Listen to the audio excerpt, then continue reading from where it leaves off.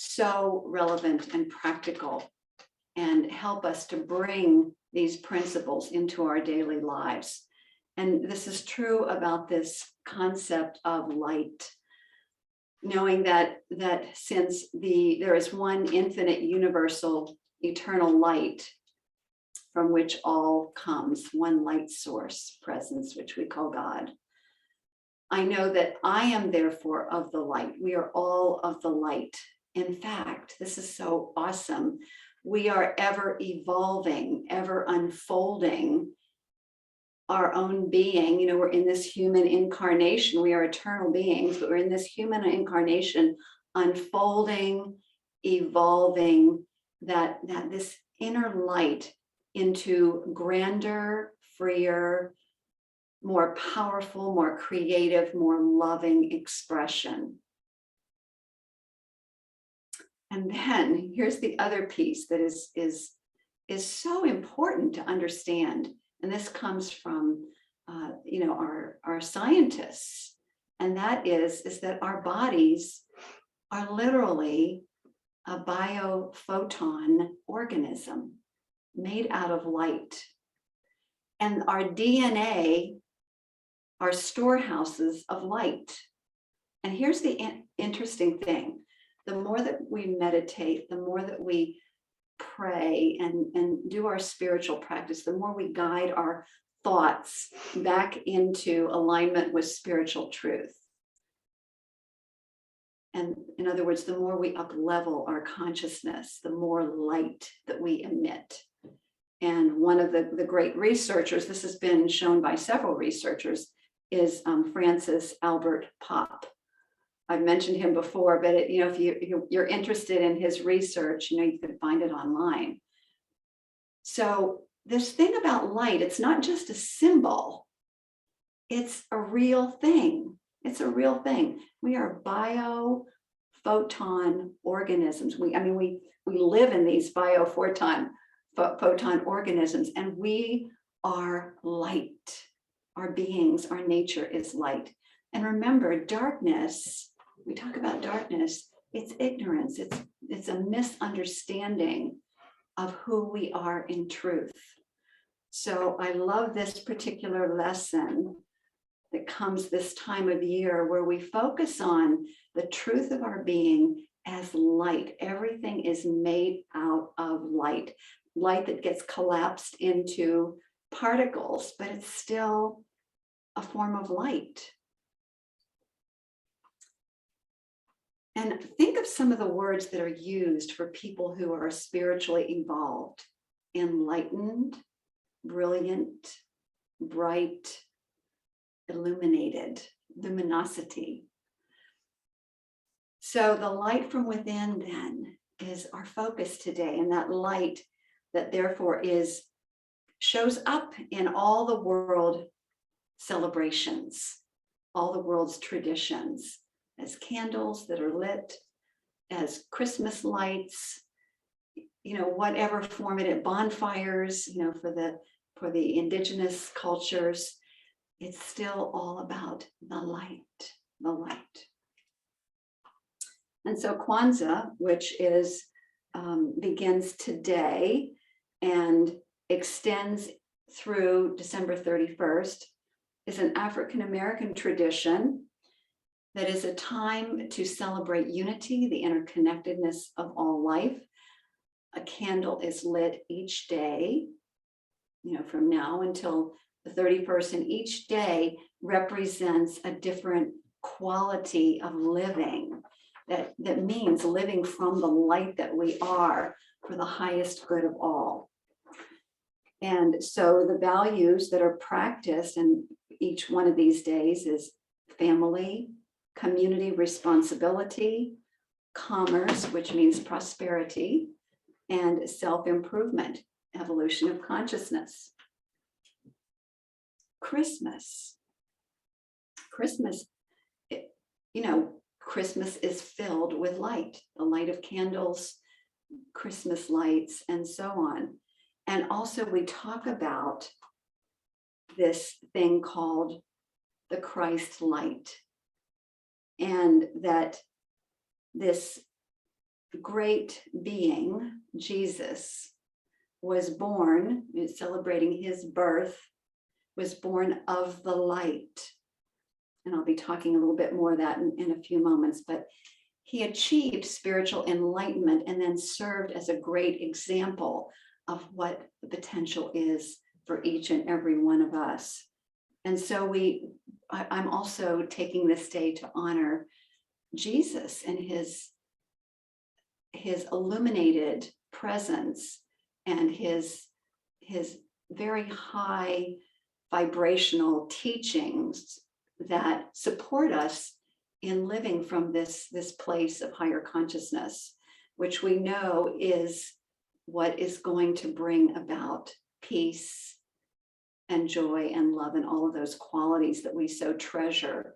It's a state of being, it's a state of mind called the Christ light or Christ consciousness that Jesus so beautifully demonstrated for us.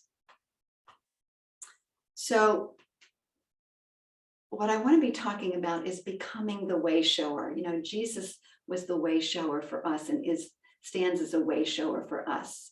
And there are other way showers. I'm not saying he's the only one, but since it's his birth time, you know, this is the time we celebrate his birth, it's only good and right that we speak about his life and his great example of what it means to live an illuminated life. So what I want you to contemplate today is this really interesting truth, is that who you are, what you do, and what you say affects, impacts what is happening now, but it also impacts future generations. We also have the opportunity, like Jesus, to leave a legacy of love, of peace, of joy, of wisdom. And that is what Jesus was inviting us to do when he said, even greater things you shall do. He invited us to be the light. So he was a way shower and inviting us to be the way showers of the future. So as we celebrate his birth, I also invite you to rededicate your heart in service to humanity, not only in service to humanity, in service to our entire planet. That's what this day is truly all about.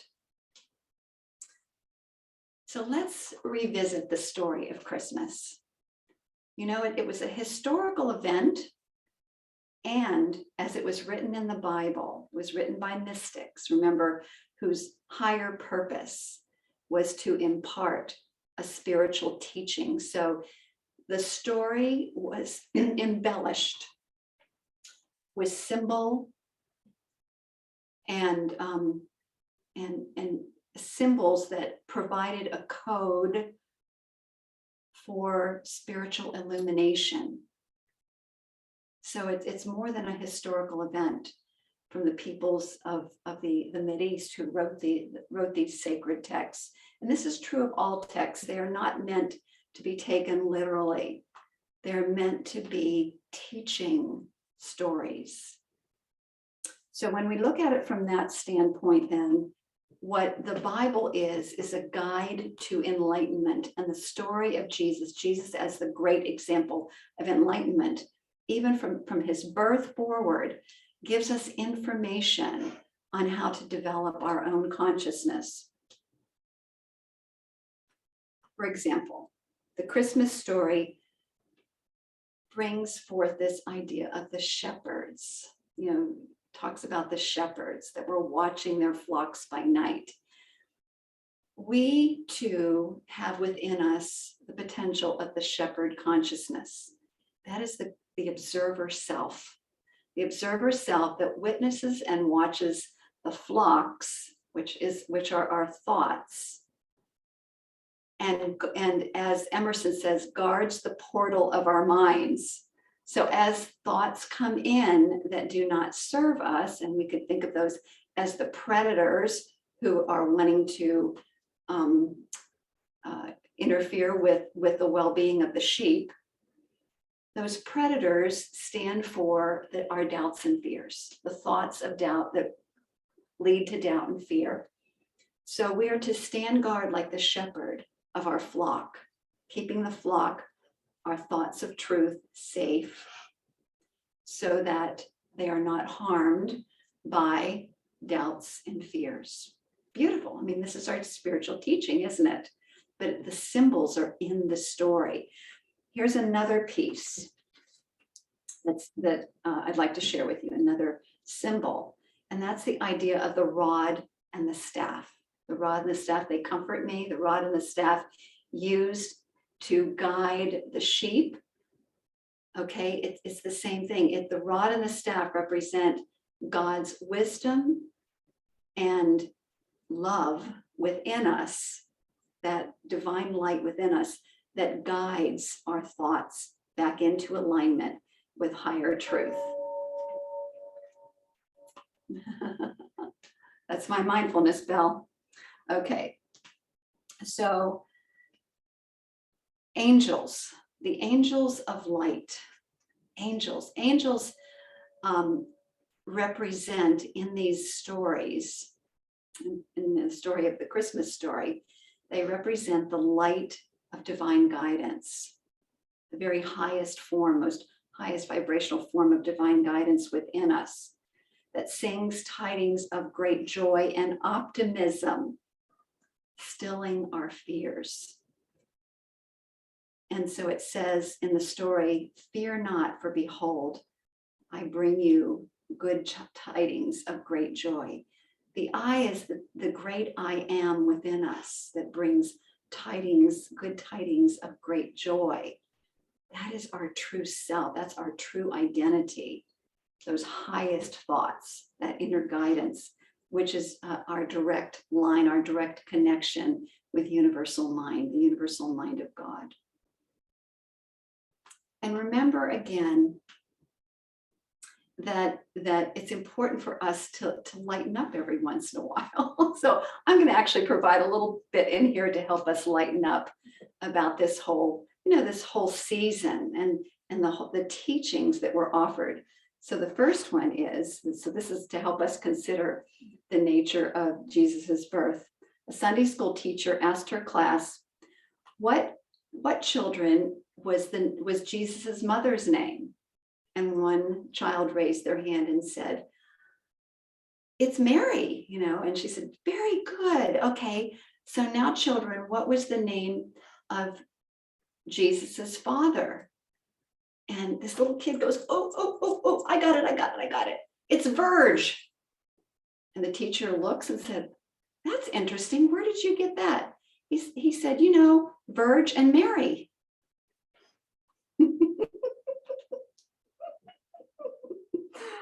Okay, here's another one. A little girl was in a play, a Christmas play, and she was playing the role of Mary. And all of a sudden she forgot her lines and she walked up to Joseph and she said, I'm pregnant. And oh, by the way, it's not your child.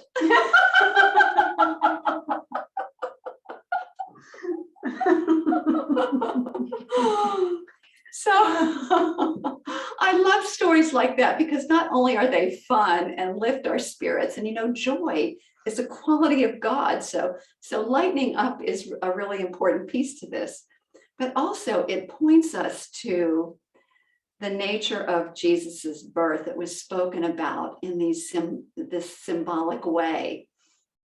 He was born of the Spirit, and not only that was he born of the Spirit, so he's born of the very highest vibration presence, the divine God, but he is also born in a manger. And it's just a reminder that no matter how humble our life circumstances, wherever we've come from, whatever our backgrounds are, whatever's been involved in our lives up to this point, that we too are pulsating with the divine. We're born of the Spirit, just like Jesus. Don't you love that? And so the Christmas story then brings forth the great spiritual idea of divine origin of all beings. And so as a result, it cuts across all the different world religions. It is a universal teaching that can be found in one way or another in all the great traditions, that we are born of divine birth. We are of the spirit. We are in this human incarnation. We came through our biological parents, but our origin, our true parentage is divine. It's so important to remember that. And so this season is also calling forth in us a rebirthing, a re-identifying ourselves with our true nature, which in the Christian tradition is called Christ consciousness. In other traditions, self-realization, enlightenment, Buddha consciousness, Atman. But it's the same principle.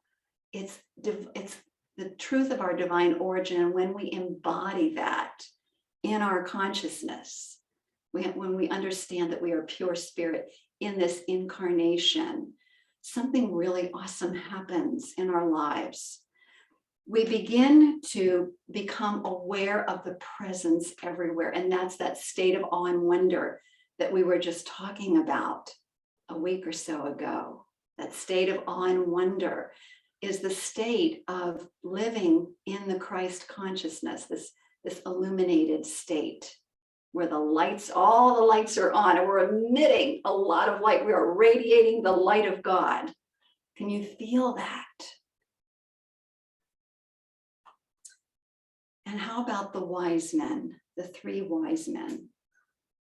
They remind us that we too are wise men and women when we understand our divine origin, that there is only one supreme power and presence and intelligence in the universe. And when we are led by the starlight of our inner wisdom, that inner light, to awaken to our divine birth, the divine child that is within us, and give birth to that through our attention to it in our meditation practice, then goodwill becomes natural, desiring the highest good for all, goodwill toward all, cultivating that in our consciousness, and then encouraging that in each other and those around us.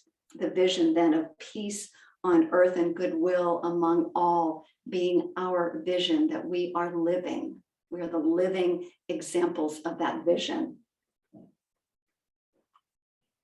Dr. Holmes, in his rediscovery of Christmas, wrote this, which I think summarizes it so beautifully. He said, "Let us follow the star of light, knowing that no harm can come to us. May that faith which sustained the man Jesus be our faith. May that love, which was the motivating power of his life, flow through us. And as the final triumph of the Spirit ends in a burst of eternal glory in his experience, so may the light of heaven come to all of us, that we shall be peace on earth, and from us goodwill to all humankind." And I would also like to share with you this beautiful reflection on Christmas, this metaphysical meaning of Christmas that comes from Yogananda, someone who came from the Hindu tradition that came over to this country to teach universal principles. And so he caught the higher vision of what this thing called Christmas is all about. And this is what he says. He says, "Lift your eyes and concentrate within. Behold the star of divine wisdom, and let the wise thoughts in you follow that telescopic star to behold the Christ everywhere." In that land of everlasting Christmas, I love that, everlasting Christmas, of festive, omnipresent Christ consciousness, you will find Jesus, Krishna, Buddha, and the saints of all religions waiting to give you a divine floral reception and everlasting happiness. I get God bumps as I read this. Prepare for the awakening of the Christ consciousness within your own heart by decorating the inner Christmas tree. And listen to what he says to decorate it with. He said, around that sacred tree within lay gifts of calmness, forgiveness, nobility, service, kindness, spiritual understanding, and devotion. Each one is wrapped in a golden covering of goodwill and bound with a silver cord of pure sincerity.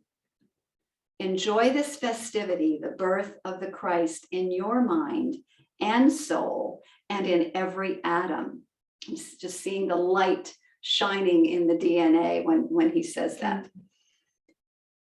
By daily meditation, you prepare the cradle of your consciousness. There's the cradle of consciousness to hold the infinite Christ, mind and heart. Every day will become a true Christmas of divine communion. So inspiring.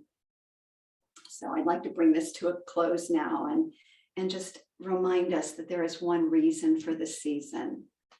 It's the embodiment of light, and to radiate that light as love, as peace, as joy, as wisdom, so that we too may be the way showers of our current times and of the future.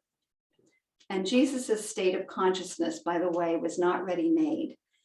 He worked for it through spiritual practice, meditation, prayer, contemplation, introspection. Remember his solitary retreats in the desert.